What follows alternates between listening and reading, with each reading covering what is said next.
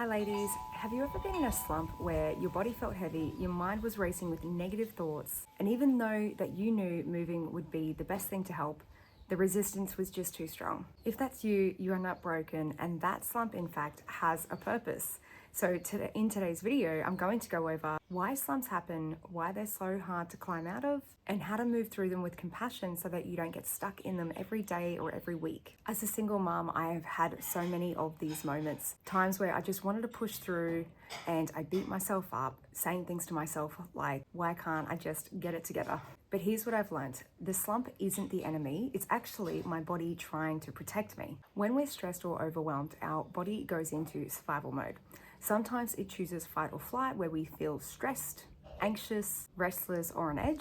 But other times it chooses freeze, and that is when you're feeling stuck, unmotivated, and trapped in a cycle of negative thought patterns. The body is literally conserving energy because it thinks that it's keeping you safe.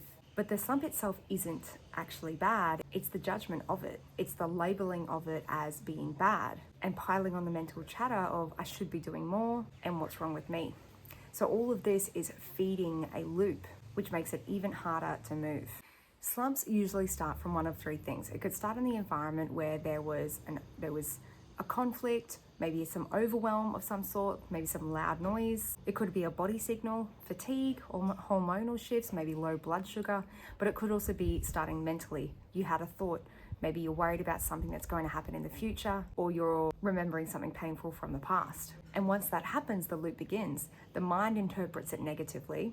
The body then responds with stress hormones, tension, and heaviness. And then these body signals confirm the negative story in your mind. And that is what they call the psychophysiological feedback loop, where your mind and your body continue to reinforce each other. And that's why the slump can feel like quicksand. But the good news is you can interrupt this loop from either direction, either ends. You can start with the body by doing some movement, some breath, stretching, or shifting your posture, or you can go to the mind where you can reframe your thoughts, soften your language, or move through with more compassion. Either way, you create space for more balance again. So maybe you've noticed that these slumps happen a little too often. I used to have them weekly until I started doing the inner work, and now they are really few and far between. And that is because the slump is a messenger. If they're happening often, it's probably for a reason. So here are a few of those reasons. Number one is that you're spreading yourself too thin. Are you overdoing? Are you giving for everyone else and not honoring your own needs? Eventually, your body will say, if you are not going to stop, then I will stop you. The next is unmet needs and self-worth beliefs. If you do not believe that you deserve rest, or if you believe you have to do it all for some reason, you will push your body past its limits and it will force you into a rest. The next is old emotions.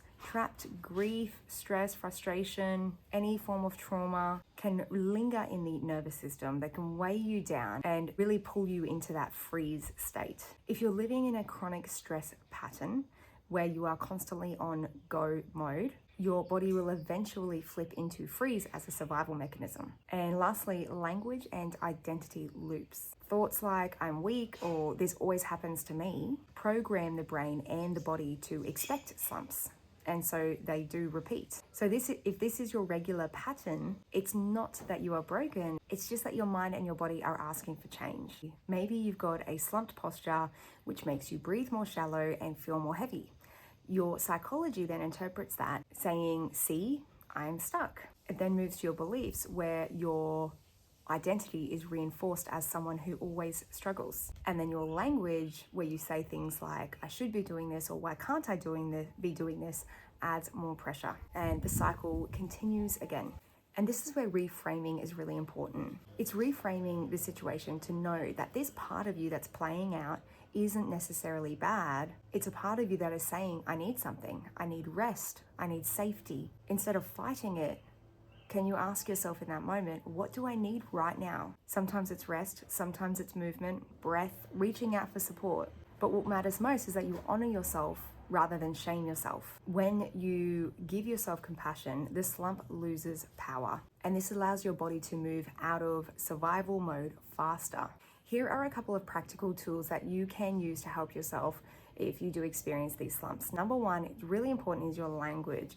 Notice where you're constantly telling yourself, I should, or I have to. If you instead say to yourself, I could, or I want to, it opens up choice instead of pressure. The next is micro shifts. You want to start so small that resistance cannot fight. That could just mean getting up for one sip of water, taking one deep breath, or just doing one stretch on the ground. The next is your daily prevention, bringing in your posture resets, bringing in your daily breath work, or your short walks so that stress doesn't pile up until your body crashes. And lastly is the self-honoring question, what do I need right now in this moment? But as we all know, sometimes the most productive thing that we can be doing is rest. So just remember that your slump is not a flaw, it's a protective part of you. And if it's happening often, it's simply pointing you to an area that needs more care. The real shift starts when you stop fighting yourself and start honoring your needs. And this is how you break the loop with compassion rather than judgment. If this resonated, hit like and subscribe for more tools on emotional freedom, balance, and self-empowerment. And let me know in the comments next time you feel stuck, what's one compassionate choice that you could make for yourself? I'll see you in the next video where I'll be speaking about creating emotional freedom through movement, yoga, breath, and sound. Thanks for listening.